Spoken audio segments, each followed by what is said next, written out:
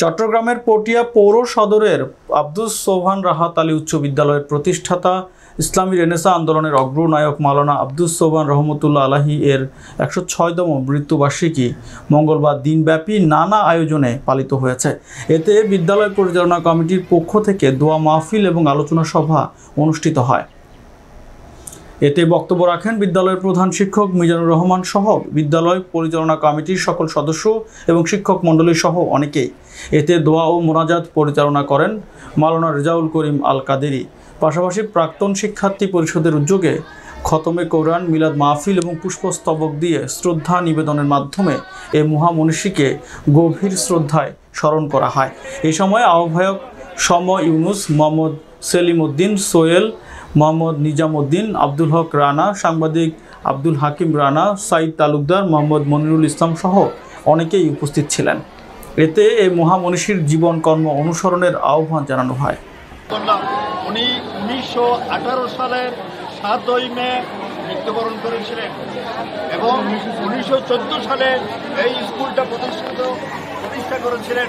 ১৯১৮ সালে এই স্কুল থেকে প্রথম মেট্রিক পরীক্ষায় অংশগ্রহণ করেছিল। প্রথমবার ১৬ জন পরীক্ষার্থী অংশগ্রহণ করেছিল, তার মধ্যে ৮ জন ফার্স্ট ডিভিশন, ৫ জন সেকেন্ড ডিভিশন পাস করেছিল। এই যে আব্দুর রহমান বালিকা বিদ্যালয়, আব্দুর রহমান বালিকা বিদ্যালয় যিনি প্রতিষ্ঠাতা আব্দুর রহমান সাহেব প্রথম পেশার ছাত্র হিসেবে এখান থেকে মেট্রিক ফার্স্ট ডিভিশনে পাস করেছিল।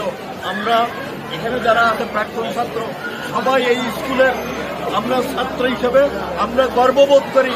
এখানে ছাত্র যারা আছে, এতে কোনো বাচ্চা যারা আছে, মাওলানা আব্দুল সোবহান সাহেব সম্পর্কে যেন ইতিহাস জানতে চাই। আমরা বলছি মাওলানা আব্দুল সোবহান সাহেবের জন্মের ইতিহাস, মৃত্যুর ইতিহাস, কর্মের ইতিহাস যেন সবাই জানতে চাই। সবাইকে ধন্যবাদ। প্রতিষ্ঠিত হয়ে আসছে এবং সবার সহযোগিতা নিয়ে আমরা ভবিষ্যতে এই স্কুলকে প্রতিষ্ঠা করব। আজকের এই দিনে উনি মৃত্যু বরণ করেছেন, সেই লক্ষ্যে আমরা আজকে আমাদের ছাত্রছাত্রী, শিক্ষক এবং অভিভাবক সদস্যরা মিলে আমরা মরহুমের আত্মার মাগফিরাত কামনা করছি।